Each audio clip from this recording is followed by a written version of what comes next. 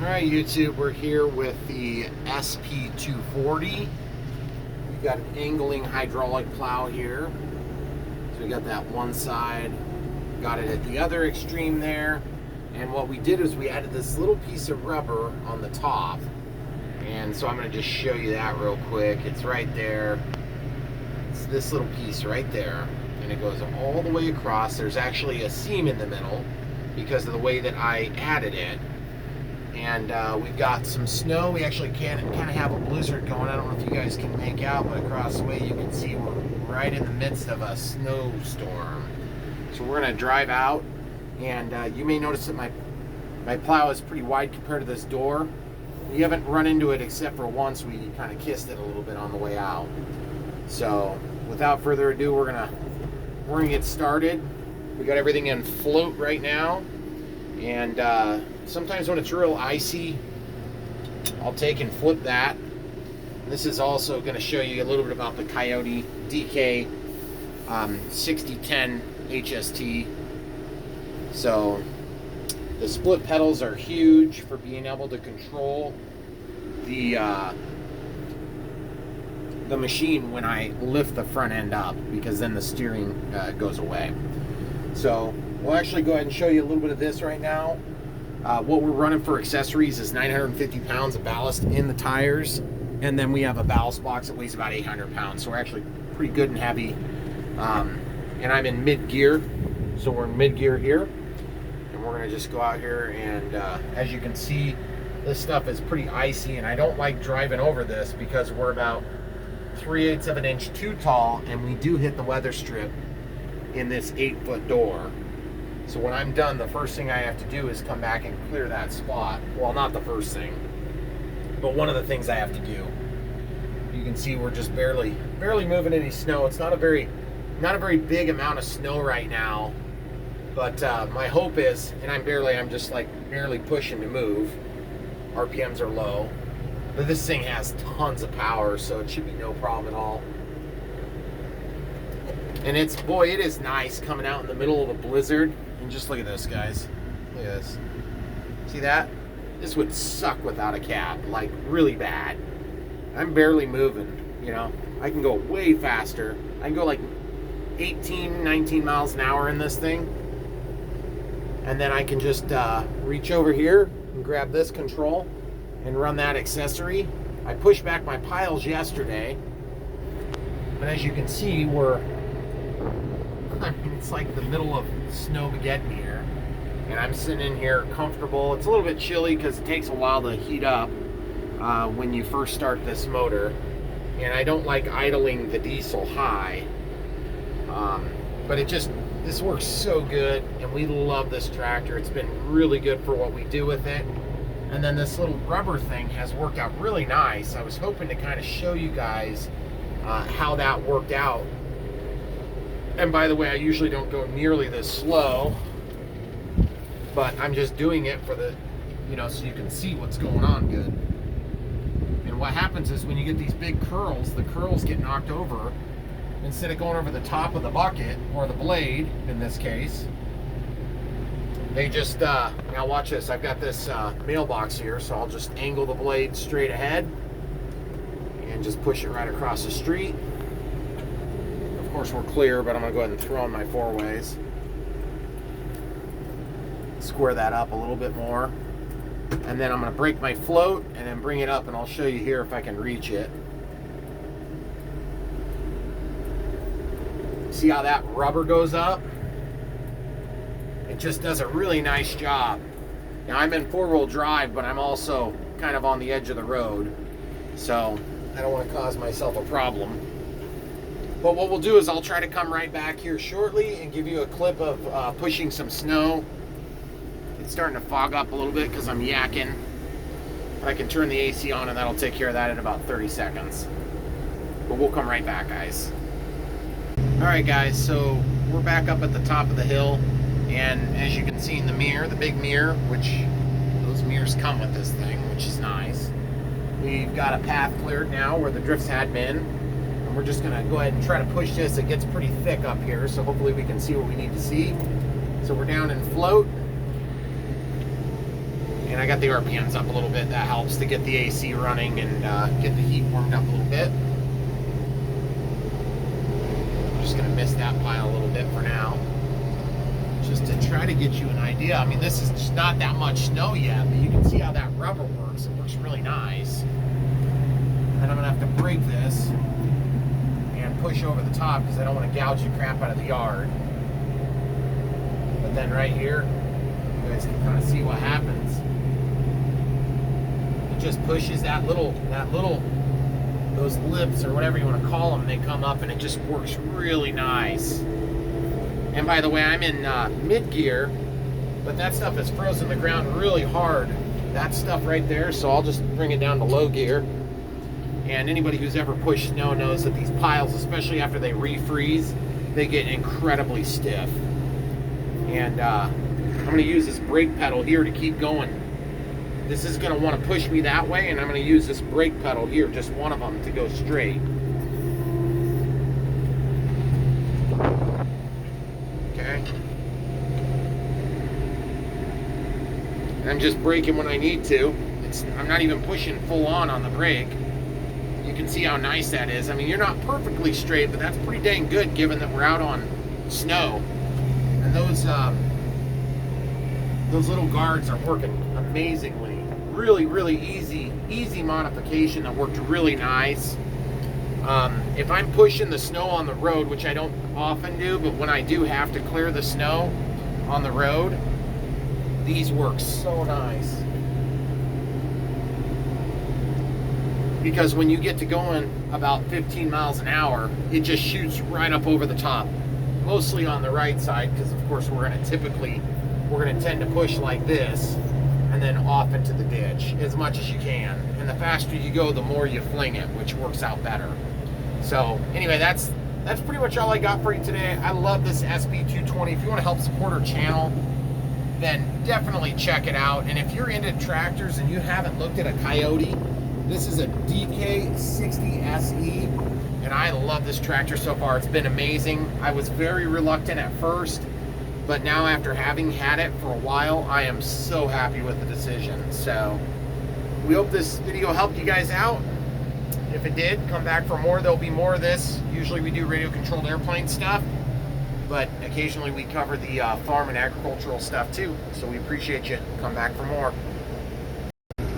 So guys, it worked out really nicely.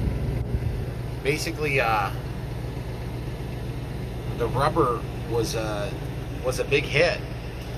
I like the way it worked. It didn't make anything harder. It only made it work better. And as you can see, we've got everything cleared and pushed back. We pushed this stuff back last night, actually. And we pushed some of this back last night, but this plow has been phenomenal. This SP240, and with the hydraulic angling mechanism here, so you can see that. So this is the way I park it. I park it like this. And that was the other reason I wanted to show you this now, is that doesn't add any extra distance to any of my width or anything.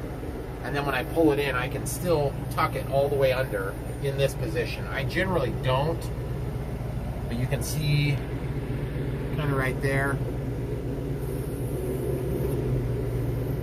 You kind of bump the tip there on the ground. So I don't normally tuck it all the way down like that. I'll usually roll it back to the square position when I tuck it in the garage. It's just easier to see out here right now.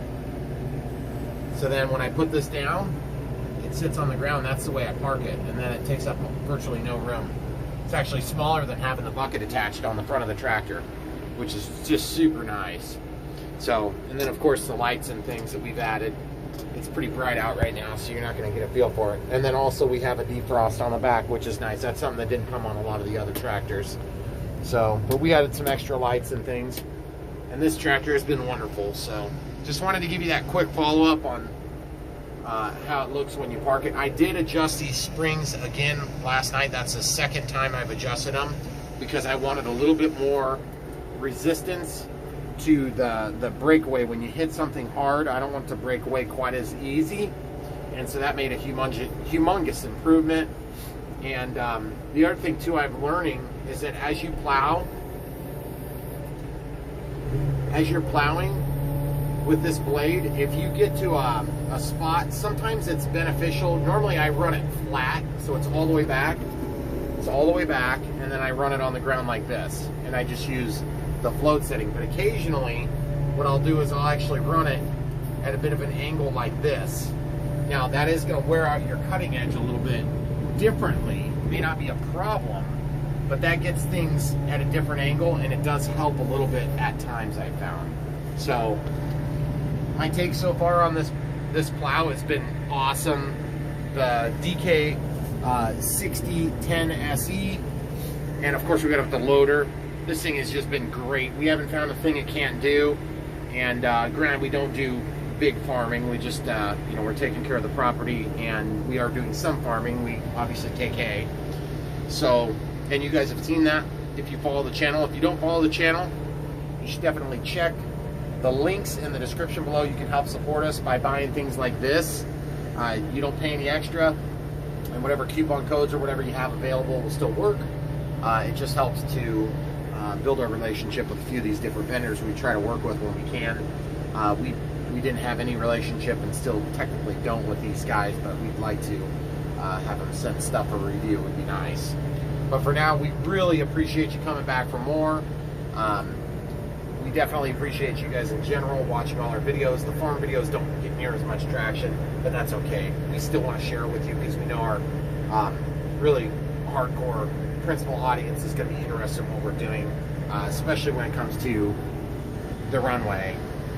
And then out there you can see some different interesting things in the snow there. I don't know if you can make them out. There's one right here, and then there's one that's out a little bit further, and I actually can't see it on camera, but I'm sure it's out there. We are thinking about different prospective locations for a potential second building, but we got to be careful we don't undermine our ability to fly off this runway, because this runway is awesome right now. All right, guys, that's all you get. I hope you come back for more.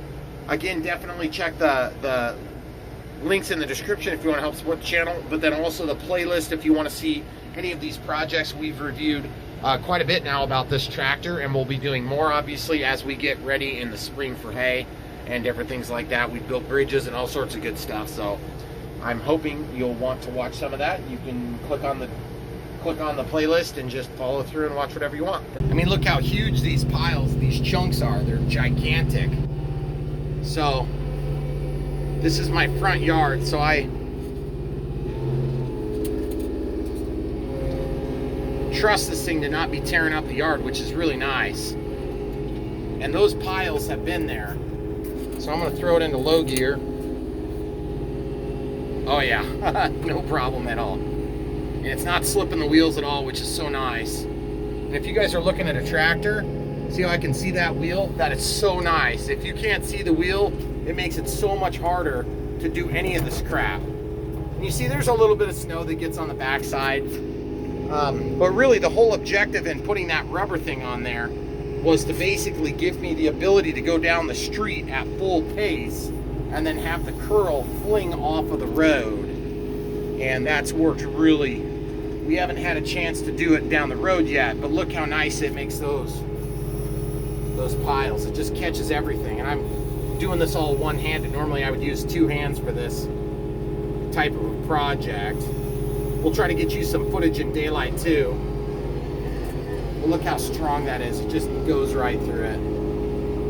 It's like not even a question. And look, I mean, look how big that pile is. That's like 5 feet tall. No, it's not 5 feet tall. It's like 4.5 feet tall. Because I'm 6 foot tall, and that's probably over my waist right there. Maybe it's 4 feet. You get the point. So if you're into clearing your yard, this would work really good for you. But look how nice that is, guys. It just pushes it back, doesn't give you any problems at all. I'm actually going to lower it down, and what you got to do is find these little spots here where you can kind of see what's going on, and then you can draw it down right close to the ground, because you don't want to tear up your ground, especially if you're in your yard. But see, as that snow kicks up over the top, or wants to kick up over the top, it just runs into that rubber, and it's been working really great. I was nervous about that seam in the middle, but it hasn't been an issue even remotely. So I just wanted to share a short clip about this, guys. I apologize, the camera shut off on me for a minute, so hopefully you get the point. As usual, come back for more. Brian Phillips, RC, doing a non-RC video here.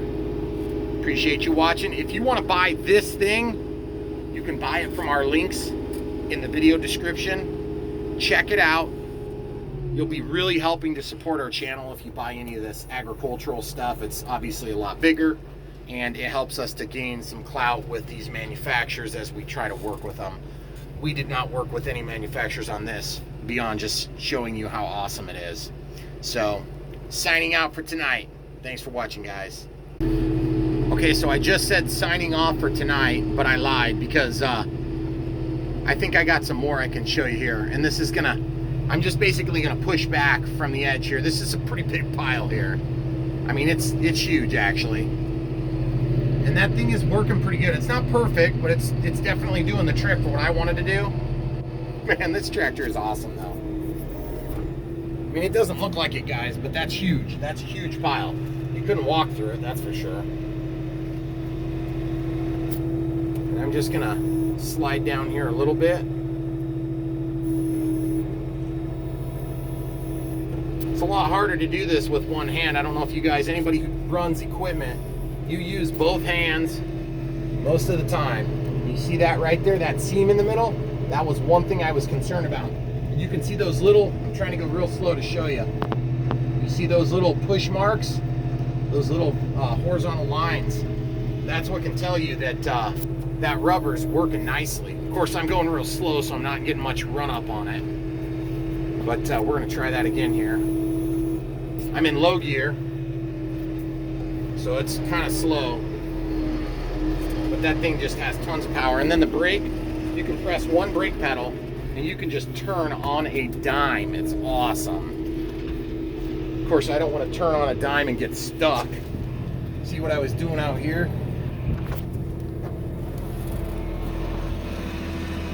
I was moving our hay because we had somebody come and buy a bunch of hay today. So, of course, it makes sense that we would be selling hay on the crappiest day of the year, except it's actually not. That'll be tomorrow, because it'll be like zero degrees at some point tomorrow. That's gonna suck. 0 degrees Fahrenheit, of course. I don't know if you guys are watching this in some other country. You can see how nice, that just awesome amounts of power. And yes, I am totally screwing around here, but you know what? That's what happens when you get a runway. You gotta learn to take care of your runway. Okay, so here we go. So I can go way faster, but I'm just gonna go slow because it's gonna help to showcase what we can do here. Just look how nice that little flap thing is working. And this is one of the areas right here where it's shooting out from the third car stall there in our garage. You guys can see that there, how it's pushing, that rubber is pushing, and it's helping to kind of redirect the snow that would have otherwise come up over the top. I guarantee you with 100% certitude that that stuff would have in fact come up over and it would have made a mess of the plow. Now, I'm not saying that that's, you know, necessarily the end all cure. Now watch this, you see how it's turning me? I can sit there and I can hit this inside pedal and it'll pull me back over to the right. Of course, it kind of self-corrected. And I've chosen to put my wheel inside on the snow on this run. See, now I'm gonna hit this brake pedal here on the inside and it's gonna correct me over. I don't know if any of you guys watching this, I know a million of you are, well, that's pretty optimistic that a million of you are gonna see this and have been driving tractors all your lives. So you're probably like, Brian, you're doing it all wrong. I agree. I only have one hand, so I guarantee you I'm doing it wrong. You see that? That is so cool. Those split pedals, a huge feature if you guys are looking at tractors. So I'm going to keep driving straight and then I'm going to cut back. Obviously, I don't want to gouge the yard to death, but at the same time, this is one of those spots in the driveway, in the runway, where you got to make decisions on where you're going to push that snow to. All right, YouTube, so we're here to talk about the SP240. which is this 94-inch hydraulically angling, I think they call it a bulldozer blade, but it's also used as a snow plow. We got this for our farm and airstrip, and it's been working out really nice. I only have used it, what would you say, about 10 times, camera crew? Yeah, that's probably about right. So you guys have probably already seen us use this, but I wanted to show you guys how we did it. Super easy. We're just using some material that we had lying around, and I know it's like, who has rubber lying around like this? Well, I did, because originally when we were using our small plow on the 0 turn, I started with this rubber material, and it worked really good. It's 1/2 inch. It was 10 inches wide by 1/2 inch thick. And then I think I got 16 feet from the guy I got it from. And in this case, I had like 74 inches, so I had to cut 2 pieces. This top of the plow was 88 1/4 on this part here. And so what we're trying to do is, I've already done this ultra high weight or ultra high molecular weight, the UHMW cutting blade, and we've taken off the metal blade. And we just don't want to tear up our concrete. So this has worked really nice. We've lost about 1/2 inch so far this season, and we've used the heck out of it. We've also cleared the road a number of times, like all the way down for, you know, I don't know, like 1/4 mile or so.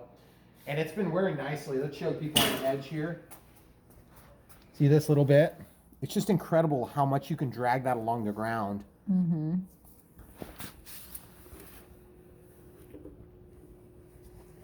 It just looks like a cutting board, but it's just extremely strong. So basically that's been working out great. Then what we've done is we marked the center. It's really hard to mark black. Oh, I did want to show one point of wear and tear I'm not sure about. There's some play on this bushing here, and I don't know that this bushing is supposed to have play like that. I think this whole assembly is supposed to pivot up and down because they have bumpers here and here.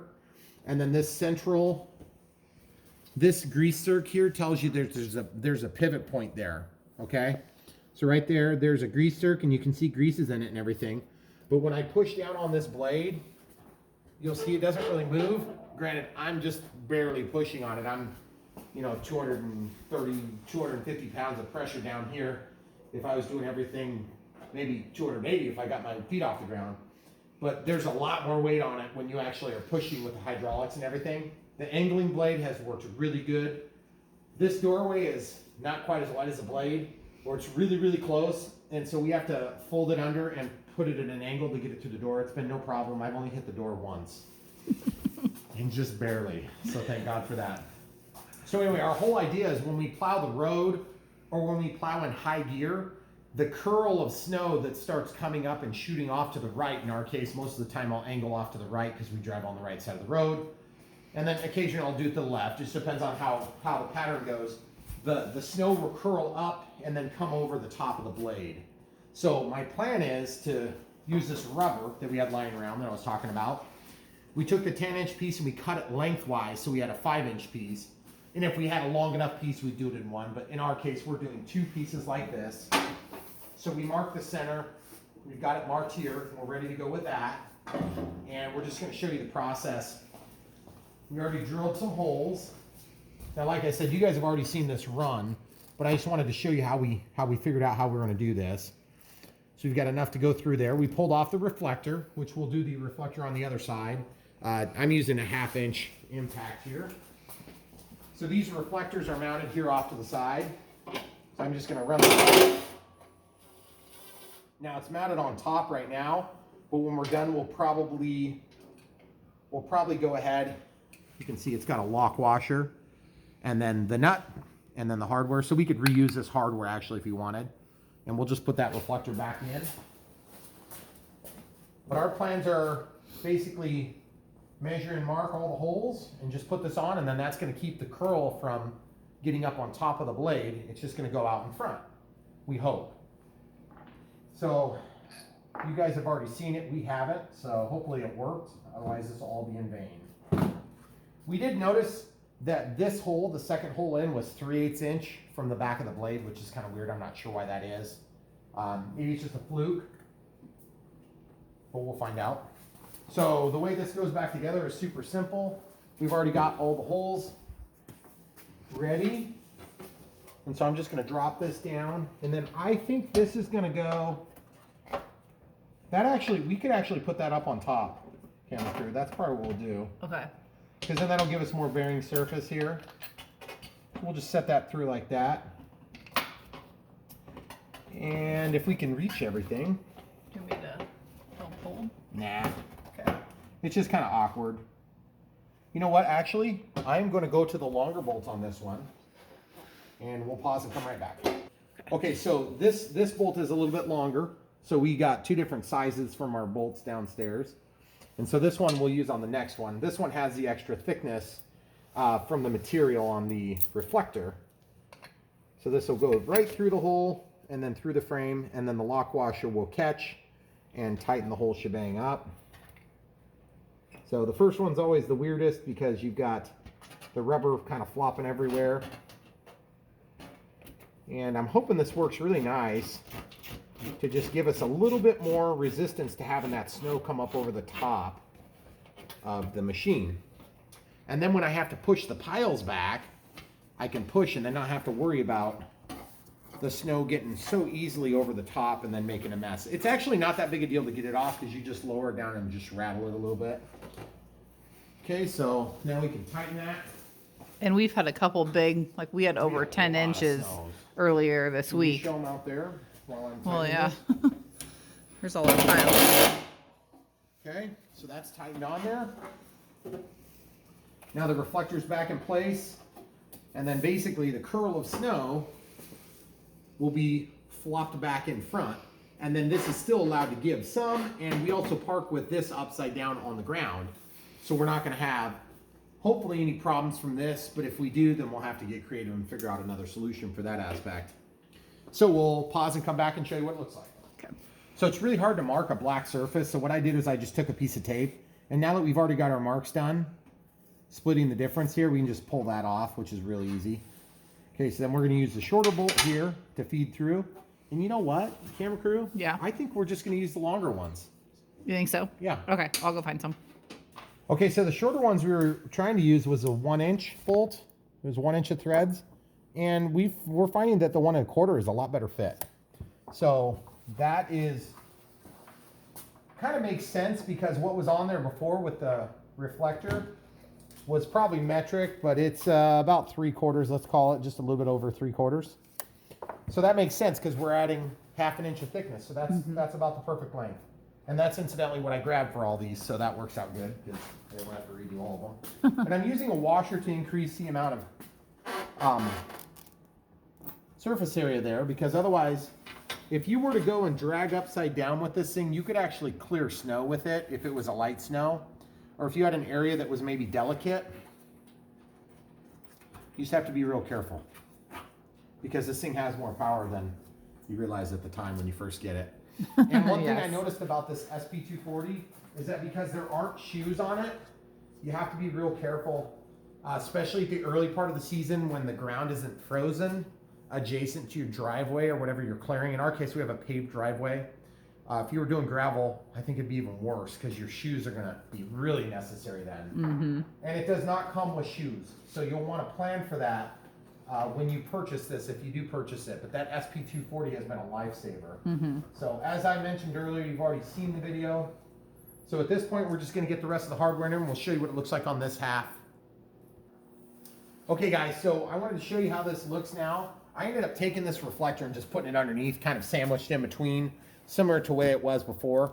I'm honestly not 100% sure what the best approach is because there's going to be, I'm trying to minimize the gaps here because when that snow gets to working up like this, there's only so much strength on the way we've done this. I was debating about the idea of having the holes in the center and then that would split the difference and you could have like a little bit of wear. You could flip it. But I don't think we're going to end up flipping them because the holes aren't symmetrical. So if you did flip it, if you flipped it over upside down, this would want to curl backward because it's kind of got the memory from the rubber on it being curled up. So you would have to rotate it over here. So, and those holes may or may not line up perfectly. But that being said, it looks nice. I think it's going to work. If I have problems, then the solution will be real simple. It'll just be to add a couple more holes. namely here, because this one seems to be the biggest gap. But as you can imagine, as that snow builds up, it's just gonna basically have nowhere to go but to discharge out the end. I just hope we don't have a problem when we get the second side cut. As you can see, we have to drill those holes. So once we get the second side on there, my only big concern is it gonna go out this middle point here? And if so, do we need to just attach this together somehow with a small piece of steel or some other mechanism? But either way, that's pretty much what we did to install. It's really easy. We just held this up here and marked them at each of the points. In fact, we'll just do that right now. If you want to film this part, this is probably pretty simple stuff, guys. But when we cut this in half, the rough cut was on the inside. And so I just basically set that up. And then once we get that in position. To me, the hold down there. Yeah, if you can hold while you're filming, that'd be cool. Right there. Can you hold that there? Yep. Okay, great. So then I just use a marker to get all the positions. You could use a tape and measure this out, but I just find this to be a little bit more for sure, because then you're not really wondering if you're getting the tape. It's really hard to hold the tape on this because the end is in an angle. So there's nothing to hang on to with the edge of the tape measure. Okay, and then I just need to come back with the tape and then measure how far in each of the holes are to verify that they're at the same distance. So we're at basically half, basically half, basically half, basically half, and then basically half. This hole over there was at 3/8 for some reason. So that's kind of what I was getting at earlier when I said we don't know if they're exactly the same. Yeah, that's not. I was going to use this as a jig. My wife had suggested that, but that isn't going to work because it's not the right. So I'm just going to hold this finger, and then I can just make my mark. Come over here, and it's this black on black is a little bit hard to see on camera, I'm sure, but I can actually see it pretty good here. With the flash, it's actually okay. So I just have my index finger up against the inch ledger at 3 inches, and I'm just going to the 3.5. And it works really pretty easy. And you'll notice that my marks are not super high precision because it doesn't really, it doesn't need to be exactly perfect because it's rubber.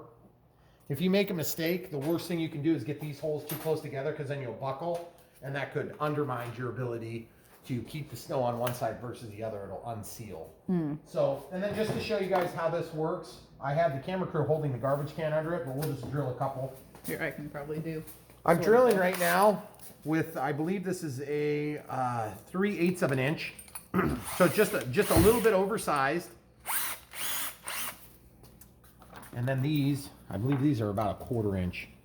So you've got a little bit extra room. This stuff drills surprisingly good. So got that there? Ready? And you just kind of point it square or perpendicular to your surface. So even if it's at a bit of an angle, once you get in there and start penetrating, then you should be good to go. I need to let this slip out a little bit. So Sorry. Counter. Okay. And I can go faster. I'm just going slow so it doesn't make a gigantic mess, basically. And look how easy that is. And that's a nice clean hole then. Then obviously, oh, that's actually not the ones we're going to be using. This is the ones we're going to use. So it works really nice. So we'll repeat that process on the rest of the holes and come right back. Okay, so it's kind of easier to start from this side in our application, just because of the way we have this rubber cut. Okay, so that drops through, and then just put your lock washer on, and then your regular nut, and get it started. And then you can come down to this end, and this just gets sandwiched in the middle. Again, I'm not 100% sure that's the best move or if it should be on the outside. But for now, I'm just going to do it in the middle because it seemed a little weird when it was on top. So, do you want to turn that flash on for the people? Does that help? Yeah. Okay. Here, hold on. There you go. Thank you. Oh, I was caught on the edge, wasn't I? Yeah. Okay. Then once that's lined up, then you can just grab your lock washer and this one's real tricky because of that reflector. It just really makes it hard to reach everything. Okay. So once we get that started, okay, then you can just spin it finger tight. And I'd recommend getting them all started first. We'll go to the middle one. This works really nice. So, I mean, I wouldn't recommend it as a cutting edge. The ultra high molecular weight, the UHMW. Hate saying that. UHMW works really nice for a cutting edge. Steel works great for a cutting edge if you don't worry about the concrete, or if you're not worried about damaging your concrete. But our concrete's still pretty fresh and new, so I'm still trying to be nice to it for a little while longer before I start tearing it up. It's probably slightly better on the yard too, maybe. What, the UH MW steel? Yeah. I don't know. I think it's pretty much just about as hard as steel, I think. So. It helps now that the ground is frozen. That's made a big difference. Yeah, once the ground gets frozen, it is quite a bit easier because the gouging and the cutting is frustrating. So if you have about like 60% of your sidewalk here, and then this much hangs off, so you have coverage over here. If you're past the balance point, then it usually does okay. Mm-hmm. But as soon as it's even or just beyond, it's not good. Okay. Then we can just tighten this on. Should be pretty good. And there you have it. Now we've got a nice little edge to catch. And then when I park it, I can have this on the ground and it won't hurt anything. And it's not going to catch a bunch of moisture in a spot that's going to rust out. So we usually try to run this little 1500 watt heater when we bring in the tractor after we're done clearing snow. We usually run it overnight, and then it dries everything off and it's good to go. And that'll minimize the amount of rust and buildup you get on there.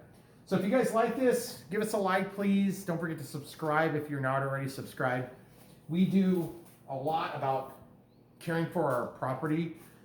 Even though this is Brian Phillips RC, and you're probably thinking this is not a radio controlled airplane. Yes, we realize that.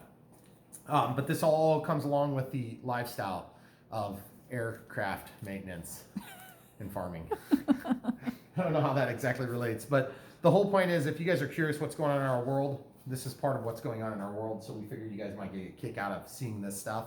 And plus, we always like to give you guys a follow-up on equipment like this, because if you're looking at buying one of these SP240s from Titan Attachments, follow the link below. If you guys like supporting our channel, if you follow those links, you'll really help us, because that thing's, like, what, $1,700 or something like that, so you really help us out. And we love it so far. We've been extremely satisfied with it. It is way better than the small one. And the small one would have been really tough this year because our snow has been so much heavier. Yeah. Now, if you don't get heavy snow all the time, that's pretty cool. Of course, that doesn't really support us from an affiliate standpoint. But that guy's another YouTuber and really cool. If you guys are curious, you can look up the Z655, the zero turn mower. And we did a couple of different videos about that when we first got it. And we looked for tons of plows when we bought this, and this was by far the most economical. And it's done a really nice job, and it's been good. And you can get it with or without hydraulics. So when you follow the link and you're looking at it, then you can just get whatever one you like best. And there's a couple of different width options. We have the 94, but I think there's 3 different that are all the same, like branded and all that. Yeah, I think it's actually 4, and one of them is hydraulic and one is not. And then there's another size that's like 74-inch or 72-inch hydraulic and then not hydraulic. So hopefully you guys enjoyed watching this. Thanks for watching. Come back for more. Hi YouTube. Had somebody ask me a question about this SP240 snow plow on our Coyote DK 6010 SE hydrostatic. And basically his question entailed, talk to me about the Breakaway. Well, first of all, the Breakaway was, doesn't work well. That was his question, something to that extent. And these are the Breakaways here. There's one on either side, and there is a nut at the bottom, and I have adjusted those all the way from this little bottom spot up probably 3 inches. And that was to tighten up the Breakaway. Now, just to give you an idea of size and scale, this is a 94-inch wide plow. It's hydraulically angled. I'll angle it for you. I've got my control over here. So it's a little bit out of the way because I don't use a diverter. I use a second. I actually have 2 hydraulic accessories. That's one of the reasons why we ended up with this tractor. They're both right here. You can see that. And then there's another one too. So that blue one corresponds to this blue control, and then of course the gray one corresponds to the one up front. And basically, we use that to angle the blade. So what I'll do is I'll just demonstrate a breakaway here. I'm gonna try not to chop up the yard too bad. It's been so cold, it's actually really easy right now. Because one thing I'm in float now. One thing that this system lacks is some form of shoe. And so when you're using it, you have to be a little bit careful you don't gouge. See? And this is one of the reasons why I really like this DK6010. Basically, there is in and out access on either side. And if you go to the slightly smaller cab, it's a little bit tighter. I believe that's a CK if you're in that series. But anyway, getting to the point here, we're up to, we'll give it a good chance of breaking away here. I'm in float. Obviously, I'm in middle gear here. So here goes nothing. So I'll just basically, hopefully I don't gouge up my yard for you YouTube. It's a little bit tricky to do. That stuff's frozen. So you can see there, it broke away. Now I can keep driving it, but I'm not going to. See, it just pops right back, it's no problem. And you see it didn't damage the yard, but only because we're frozen so solid right now. If that would have been soft, it would have gouged the crap out of the yard. And as you may have already known, we have an ultra high molecular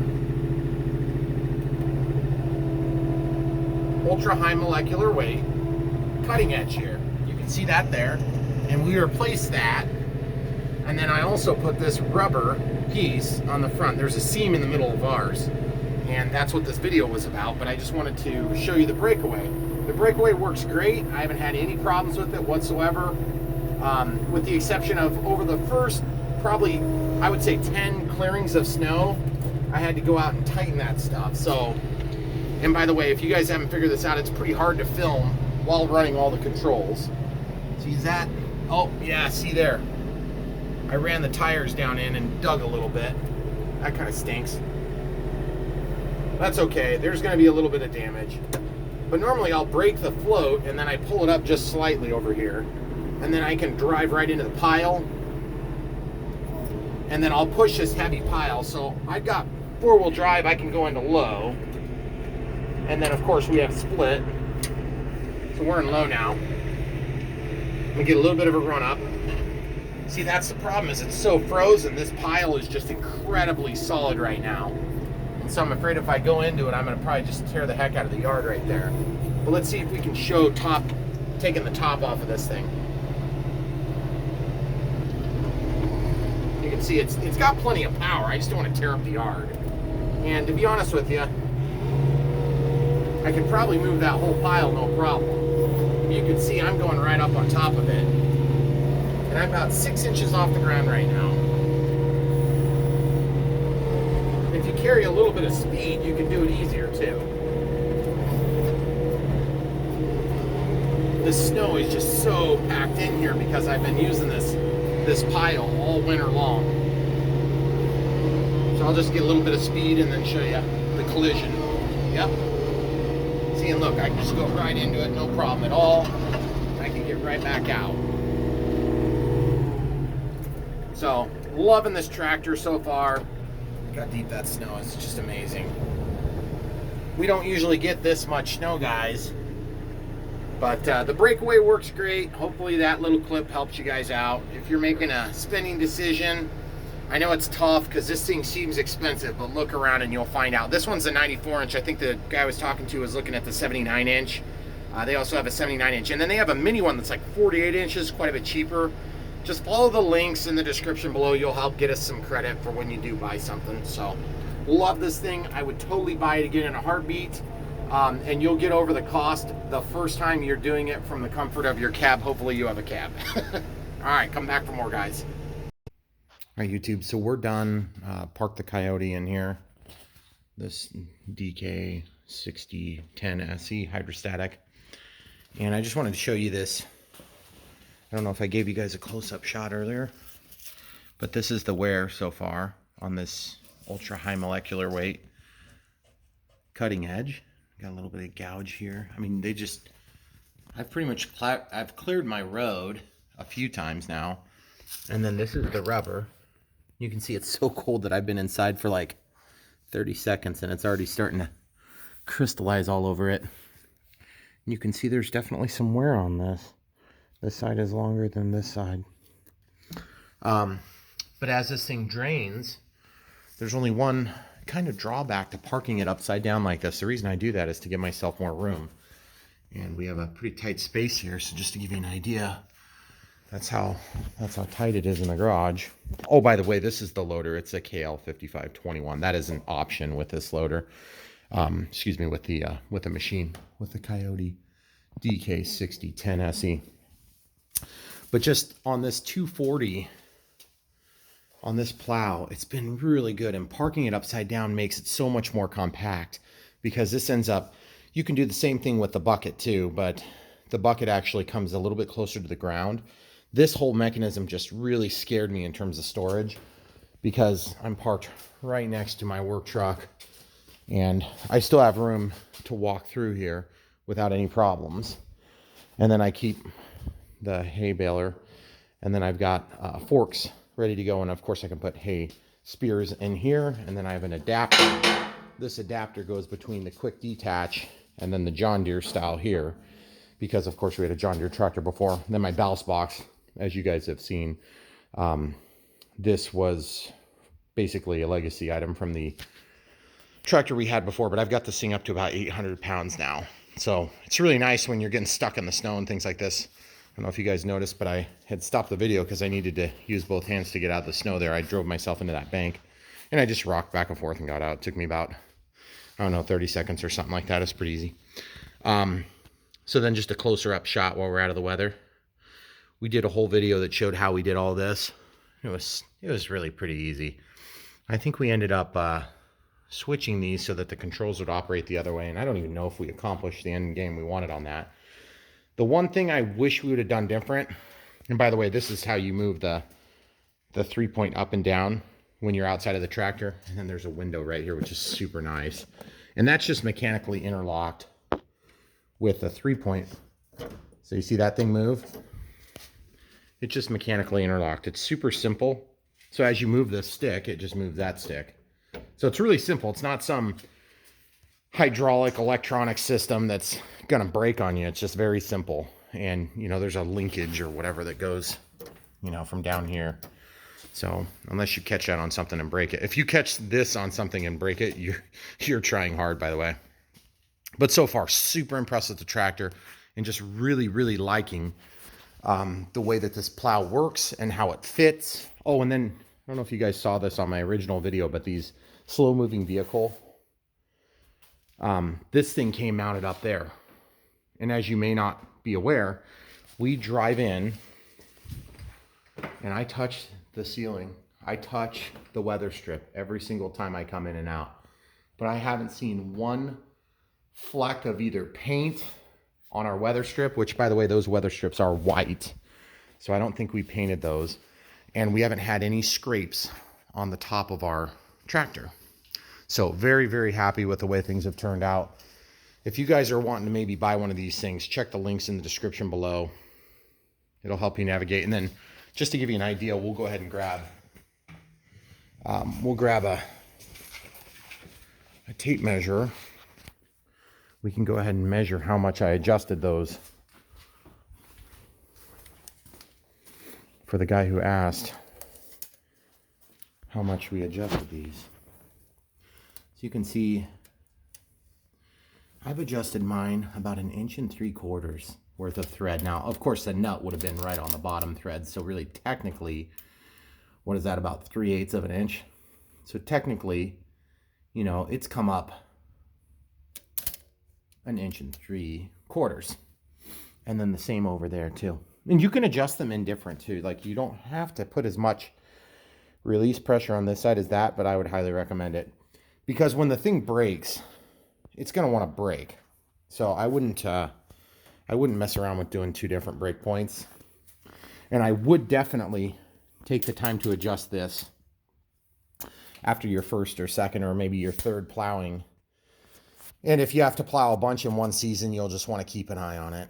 Now, these things aren't threaded all the way down, I don't think, but you can see there's quite a bit of threads. It stops about here. So I think the understanding is that you would have the spring fully compressed by then, but the whole assembly does come off, and it would be very easy to replace that spring if the springs would wear out on you. And then one point of problem, you see that there? That's where this thing hits the frame. So that's a bit of a bummer. And I'm not sure exactly why that wasn't designed out of it. The other side has a better stop point, and it does not have that problem right here. This one hits in an appropriate spot. This one hits right here, and it should be hitting here, not here, but here. That should hit on the face of this, not this here. So I'm not sure why that is, but it doesn't really stop the machine from doing what it's supposed to do, so I'm not going to complain too much. If that's our biggest problem on this, I would say we had a huge victory on this machine. So, all right, guys, without further ado, we'll stop the video. Let us know if you have questions in the comments. We'll try to help you out as much as we can. Come back for more. So anyway, guys, thanks for watching. Come back for more.